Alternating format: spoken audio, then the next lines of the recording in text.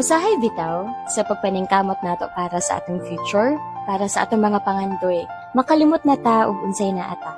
Don't get me wrong ha, kinaokayhan maningkamot. Kinaokayhan mangandoy sa mga butang na gusto nato ma-achieve puhon. Okay kaayo magkugi para sa mga butang nga atong giampo nga unta atong makabot. Ang ako alang, usahay man gud dili na nato ma-appreciate ug unsa ang naata karon tungod kay busy kaayo tag pagpaninguha para sa atong puhon. Kini pahinumdom lang, pahinumdom natong tanan na it's okay to strive hard for the future, but let's also not forget to enjoy and be grateful for our present.